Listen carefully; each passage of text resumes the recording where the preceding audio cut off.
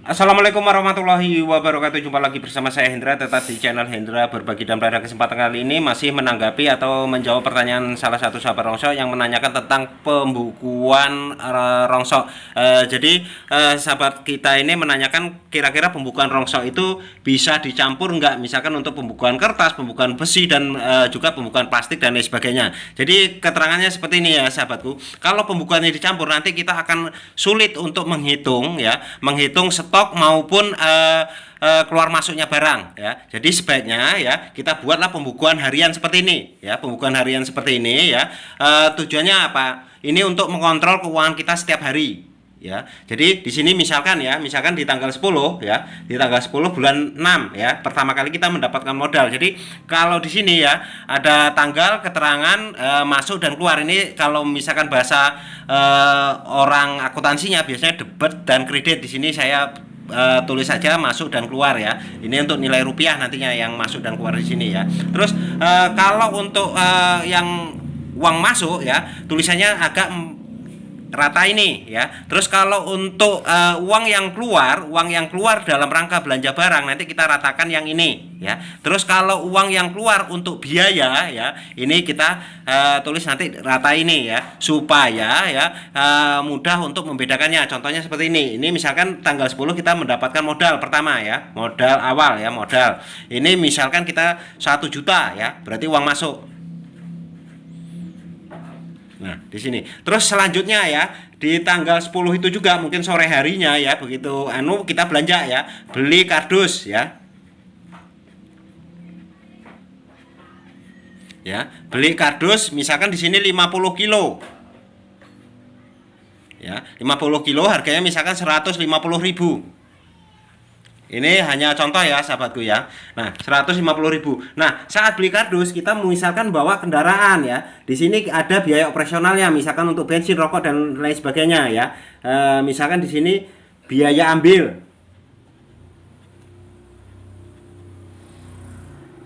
Ya, misalkan 20.000 di sini.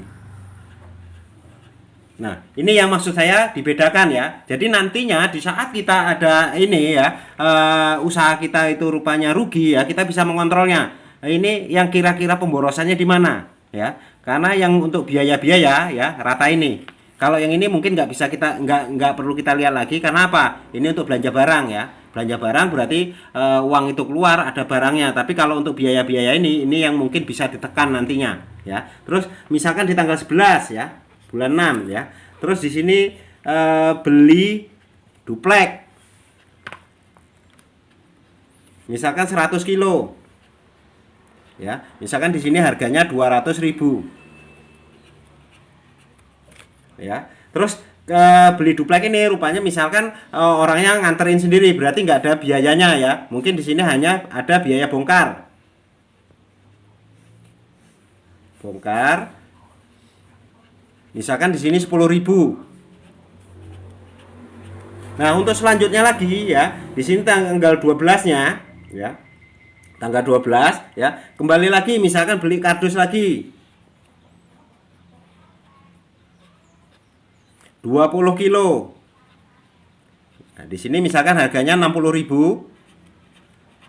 Nah, kebetulan memang diantar, mungkin juga terus juga dibongkar sendiri, nggak ada biaya bongkar. Nah, jadi seperti ini. Nah, ini nanti setiap sore akan ketahuan ya, uang kita saat mulai buka itu berapa, terus nanti sisanya berapa setelah ada pengeluaran-pengeluaran ini. Tapi di sini kita sulit untuk kontrolnya nantinya. Kalau misalkan sehari 2 hari mungkin gampang, tapi kalau untuk 1 bulan ya, kita pengen tahu sebenarnya kita ini beli kardus berapa, terus stoknya masih berapa. Ini agak sulit. Untuk itu kita buatkanlah buku besarnya atau buku stoknya seperti ini ya.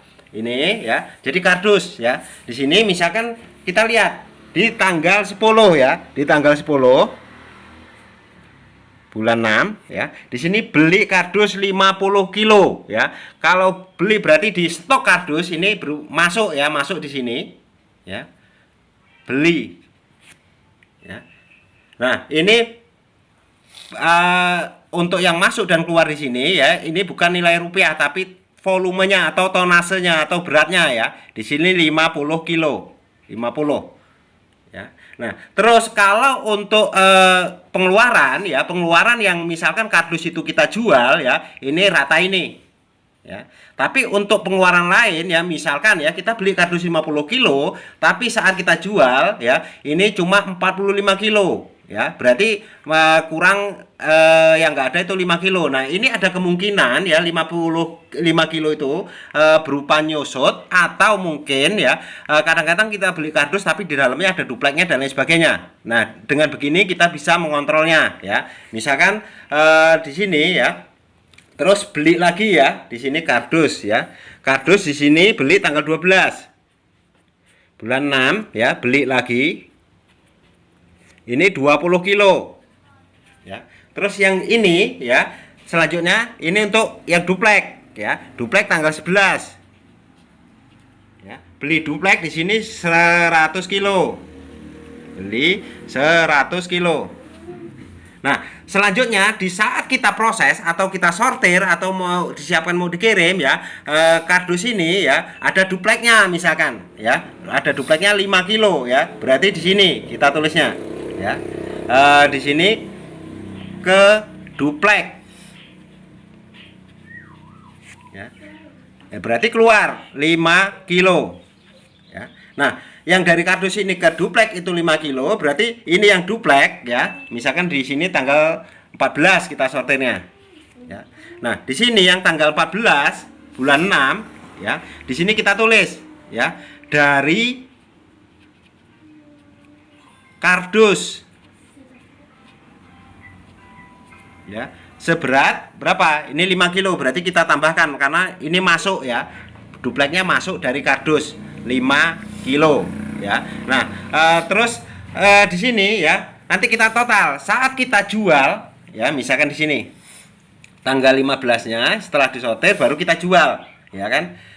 Jual di rataan ini ya. Jual karena keluar. Jual ya. Di sini ya cuma 65 kilo. Ya. 65 kilo. Nah, ini karena belinya ya 70 kilo tapi jualnya 65 ya. Kalau kita lakukan pembukuan seperti ini kita nggak bingung karena oh yang keduplek ini 5 kilo. Berarti totalnya masih sama. Karena untuk ini nanti harus imbang ya. Di sini 70, ini pun harus 70.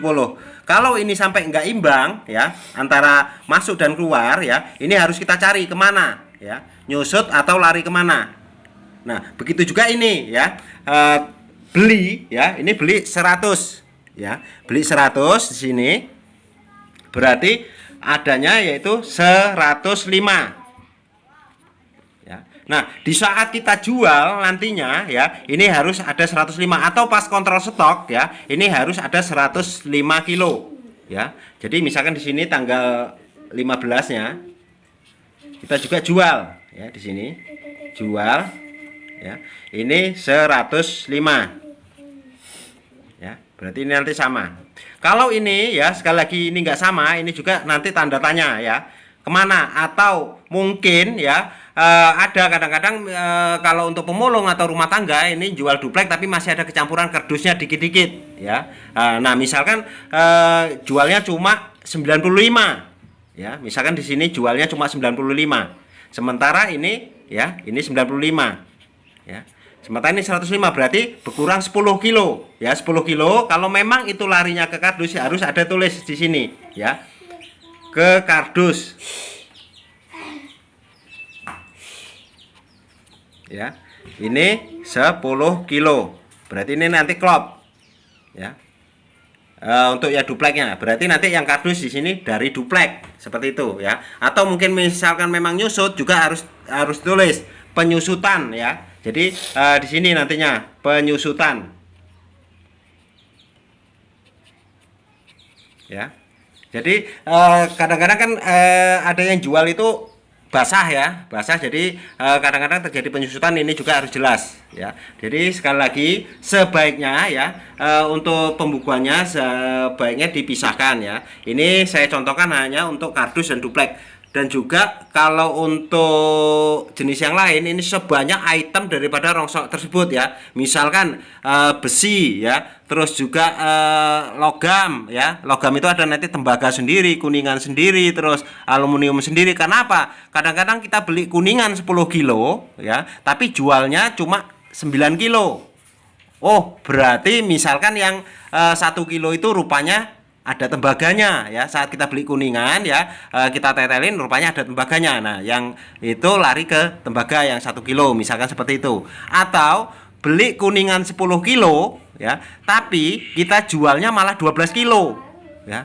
Ini yang 2 kilo ini dari mana? Apa dari Tuhan? Apa dari orang lain atau seperti apa ya? Karena belinya 10 kok jual 12 ya. Oh, rupanya yang 2 kilo ini misalkan dari aluminium ya. Kebetulan kita beli aluminium tapi campuran kuningan, di situ kita tetelin sehingga kuningannya ya bisa menambah ya, walaupun kita belinya cuma 10 kilo ya. Sekian, mudah-mudahan karena ini agak panjang jadi saya agak buru-buru, mudah-mudahan ini cukup jelas. Kalau memang masih belum jelas silahkan ditanyakan ya. Mudah-mudahan kita bisa saling bantu lah ya, berbagi informasi ya, atas kekurangan saya ya, mungkin yang nggak pas atau mungkin keterbatasan pengetahuan saya mohon maaf. Wassalamualaikum warahmatullahi wabarakatuh. Tetap sukses.